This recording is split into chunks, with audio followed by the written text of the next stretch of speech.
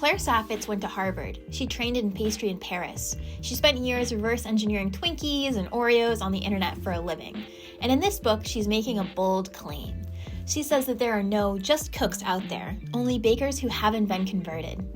That's a huge promise, because if you're someone who thinks baking is too precise, too intimidating, or just not for you, she's saying this book can change your mind. So I cooked 6 recipes from all across the book, cakes, cookies, frostings, and quick breads, to find out whether she's right, or whether dessert person only works if you already know how to bake. Welcome back to Cookbook Reviewer. If you're new here, I don't just review cookbooks by flipping through them for 10 minutes and talking about the photography.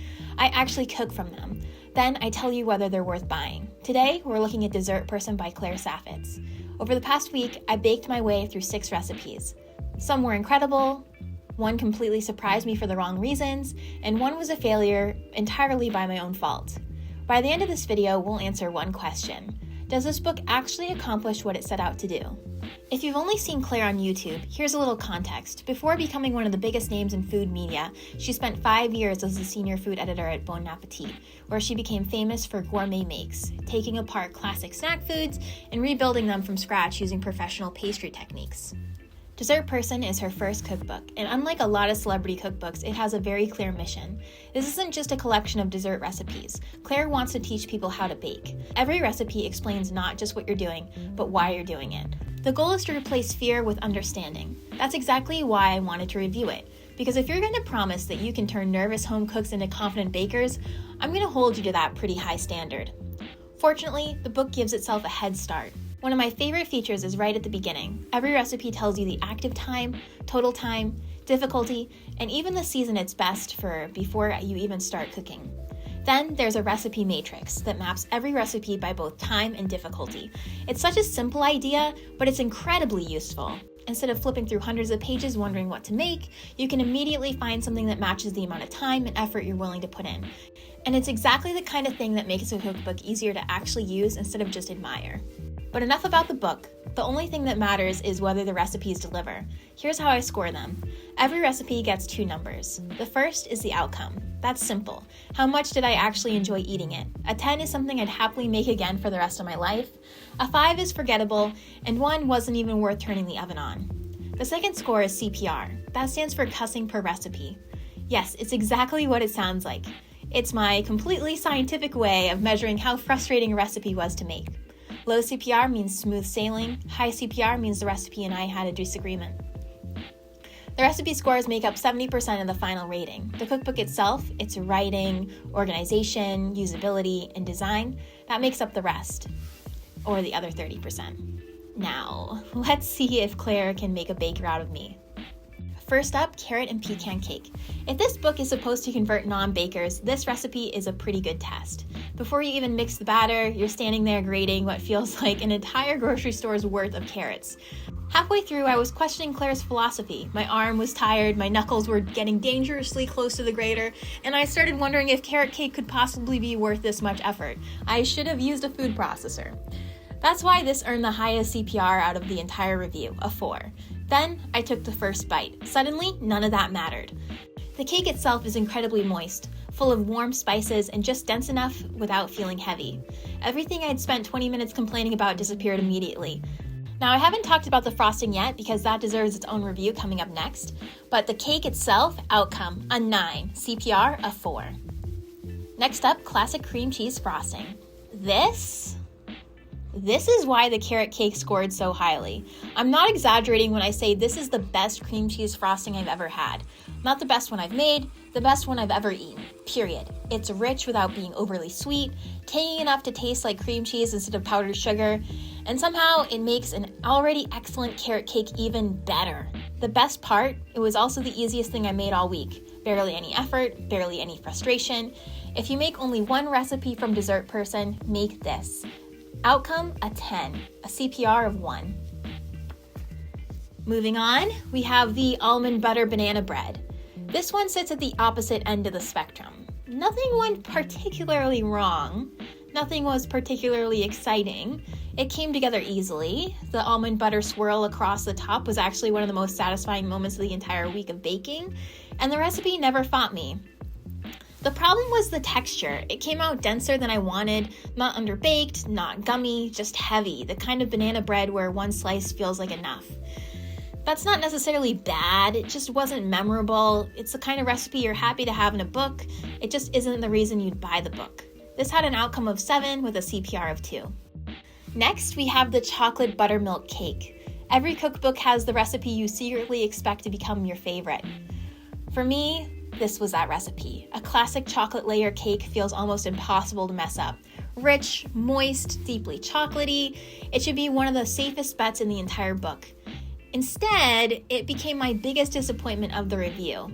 The bake itself was easy enough, nothing here felt unusually technical, and the recipe never really fought me. A CPR of 3 feels fair. The problem came when I cut the first slice. It was dry. Not terrible, not inedible, just disappointingly dry. The kind of cake that crumbles apart on your fork and makes you instinctively reach for a glass of milk. That surprised me, not because every recipe in the cookbook has to be amazing, no cookbook is perfect, but because this book sets such a high standard everywhere else. When the mission is teaching people to love baking, I'd expect one of the most classic desserts in the book to be one of the strongest. Instead, it ended up being the weakest for me. This had an outcome of 5 with a CPR of 3. I also made the Silkiest chocolate buttercream, and thankfully, the frosting completely redeemed the experience. This buttercream is exactly what the name promises. Silky, smooth, deeply chocolatey, and somehow light enough that it doesn't overwhelm the cake underneath. Now, this one does take a little work. You can't just throw everything in a bowl and hope for the best. Getting that glossy texture takes some patience. Here's the frustrating part. This buttercream deserved a better cake. It completely carried that chocolate cake on its back. Honestly, if you paired this frosting with your favorite chocolate cake recipe instead, you'd have something exceptional. Outcome 8, CPR of 2. Next, I made the chocolate chip cookies. And I have a confession. I completely butchered them. They're supposed to spread into these beautiful, thin, crinkly, bakery-style cookies. Mine just didn't. Instead, they puffed up into little chocolate chip mountains. Somewhere along the way, I clearly made a mistake. Maybe my butter temperature was off, maybe I overmixed, maybe I shaped them wrong. I honestly don't know. And because I don't know, I'm not scoring them. That just wouldn't be fair to Claire. One thing I want this channel to be known for is being honest. Sometimes the cookbook deserves the blame, sometimes the cook does. This one was on me. So where does Dessert Person actually lose points? Honestly, not in the recipes. The biggest issue is something much smaller. It's how the recipes are presented. The first thing is mostly personal preference. Claire writes her recipes in paragraph form. Each step starts with a bold heading, and then the explanation continues underneath. Some people love that style. Personally, I find numbered steps easier to follow, especially when I'm moving quickly around the kitchen. That's a trade-off, not a flaw. The second issue matters much more. For example, if you take a look at the flourless chocolate wave cake, you read the ingredient list, now you read the method. The method tells you to use water. The ingredients list never mentions water. It's just missing. And it isn't only this recipe, it's throughout the book. Water appears in the instructions without appearing in the ingredients list.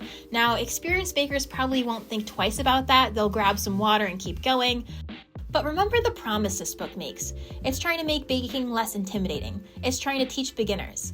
That means precision matters. If someone carefully gathers every ingredient listed on the page, then suddenly reaches a step that says add water, that's a small moment of unnecessary confusion. Is it a huge mistake? No. Will it ruin the recipe? Also no. But little moments like that are exactly what separates a great cookbook from an exceptional one. So, where does Dessert Person land? The 5 scored recipes averaged 7.8. And remember, I'm leaving the cookies out because that mistake was mine, not the book's.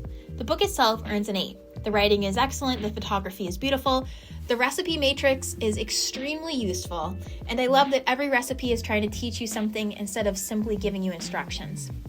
Put everything together, and Dessert Person earns a final score of 7.9 out of 10. But here's the thing, I don't think 7.9 tells the whole story. This isn't a cookbook dragged down by a bunch of mediocre recipes. It's a really good cookbook with one recipe that missed badly enough to pull down the average.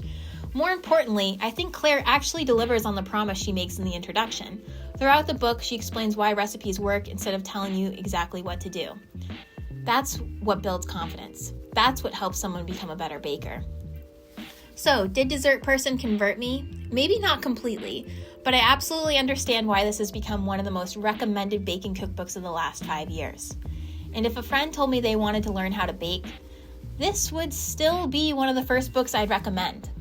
If you've baked from Dessert Person, I want to know 2 things. First, am I completely wrong about the chocolate cake? And second, does leaving water out of the ingredients list bother you, or am I making a big deal out of it? Let me know in the comments, and if there's another cookbook you'd want me to put to the test, let me know that as well. If you enjoyed this review, please like, comment, and subscribe, because I actually cook from every cookbook before I recommend it.